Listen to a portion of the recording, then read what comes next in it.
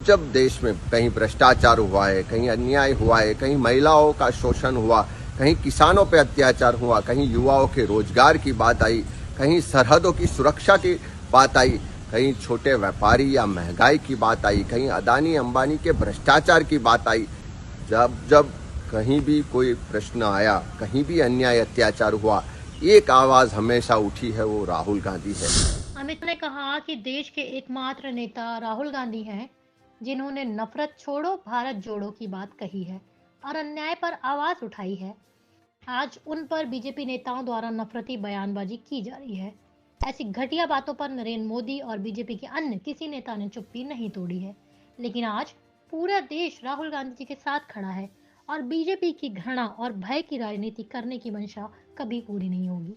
आजाद भारत में राहुल गांधी एकमात्र ऐसा नेतृत्व है जिसने कोई राजकीय फायदे के लिए नहीं, लेकिन देश में अमन, शांति, प्रेम और भाईचारे की स्थापना के लिए नफरत छोड़ो भारत जोड़ो के नारे के साथ कन्याकुमारी से कश्मीर तक 4000 किलोमीटर की पदयात्रा की। पूरे देश में नफरत छोड़ो भारत जोड़ो के नारे को बुलंद किया और साथ में जब जब देश में कहीं भ्रष्टाचार हुआ है, कहीं अन्याय हुआ है, कहीं महिलाओं का शोषण हुआ, कहीं किसानों पे अत्याचार हुआ, कहीं युवाओं के रोजगार की बात आई, कहीं सरहदों की सुरक्षा की बात आई, कहीं छोटे व्यापारी या महंगाई की बात आई, कहीं अदानी अंबानी के भ्रष्टाचार की बात आई, जब जब कहीं भी कोई प्रश्न आया, कहीं भी अन्याय अत्याचार हुआ, एक आवाज हमेशा उठी है, वो राहुल गांधी है।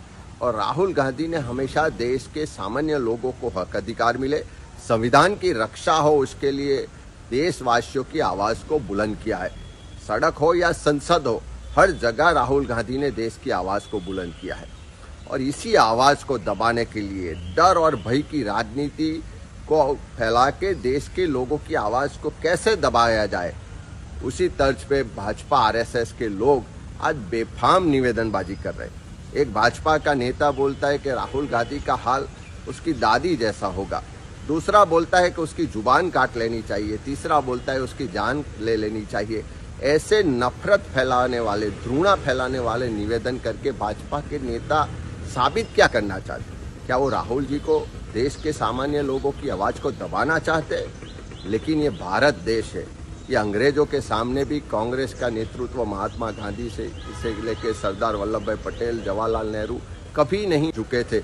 आज ये नए अंग्रेजों के सामने भी राहुल गांधी के नेतृत्व में ये नफरत छोड़ो भारत जोड़ो का जो नारा है वो और भी बुलंद होगा। देश में संविधान बचाने का नारा है वो और भी बुलंद होगा। और हम जैसे लाखों करोड़ों युवा राहुल गांधी के साथ है कि राहुल जी आप आगे बढ़ो, हम सब ये देश में नफरत की राजनीति को खत्म करने के लिए, संविधान बचाने के लिए लड़ाई में आपके साथ है। इतनी घृणा भरे निवेदन दिए गए, लेकिन नरेंद्र मोदी का एक स्टेटमेंट नहीं आया।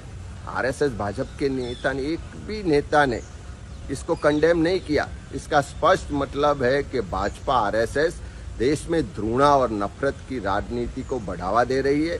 उनका एजेंडा ही है कि देश में घृणा, नफरत और भय की राजनीति चले और अपनी कुर्सी सलामत रहे। लेकिन जब तक इस देश में राहुल गांधी कांग्रेस है, उनकी मंशा कभी सफल नहीं होगी।